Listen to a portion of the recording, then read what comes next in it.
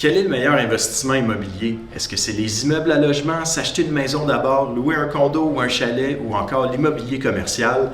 C'est pas une question à laquelle je peux répondre en 2 minutes, mais je vais vous donner des pistes. Ça peut changer selon votre budget, vos intentions, votre temps disponible. Tout le monde est différent. Commençons par parler du budget. Plus vous avez de liquidité, plus votre projet peut être dispendieux et rentable. Quelqu'un qui met 50% de mise de fonds au lieu de mettre 20% va avoir un revenu mensuel bien plus élevé. Dans le cas d'un condo pour investisseurs, si on met une petite mise de fonds, c'est peu rentable quand c'est loué à moyen et long terme parce que même si on réduit son hypothèque avec le temps et que les revenus de loyer augmentent, les frais de condo continuent d'augmenter eux aussi, donc notre revenu après dépenses est affecté.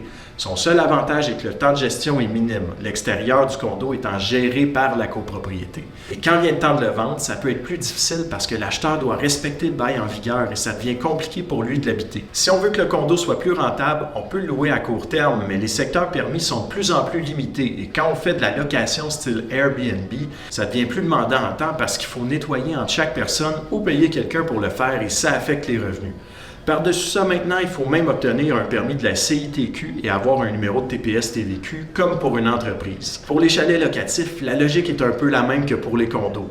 Si la location court terme est plus rentable que la location par saison, c'est aussi plus de gestion à moins de payer quelqu'un pour faire le nettoyage entre les clients.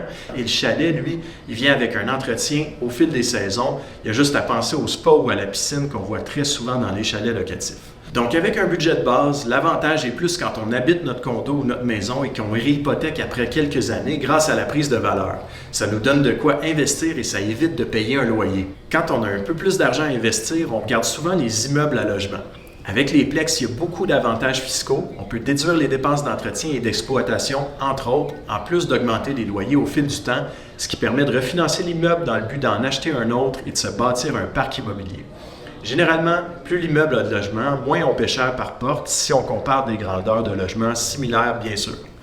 Gérer un immeuble, par contre, ça prend du temps et des compétences. Idéalement, quelqu'un qui ne sait pas du tout se servir de ses mains a besoin de bons contacts pour minimiser les dépenses. De plus, quand on tombe dans un immeuble locatif, il faut engager des professionnels détenant les permis appropriés pour rénover. Vous n'êtes pas supposé faire la plomberie vous-même dans un Siplex.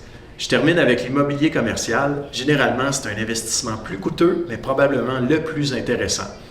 En commercial, le bail n'est jamais pareil. Le propriétaire le fait souvent rédiger par des avocats ou notaires selon ses exigences pour être protégé sur toute la ligne. Donc, à partir du moment que l'immeuble est loué, il y a très peu de risques parce que souvent, les dépenses pour entretien ou services comme l'Internet et le chauffage sont aux frais du locataire et il y a un ajustement du loyer en fonction des hausses de taxes. Les locataires sont même tenus d'aménager et d'entretenir leurs locaux eux-mêmes dans la grande majorité des cas.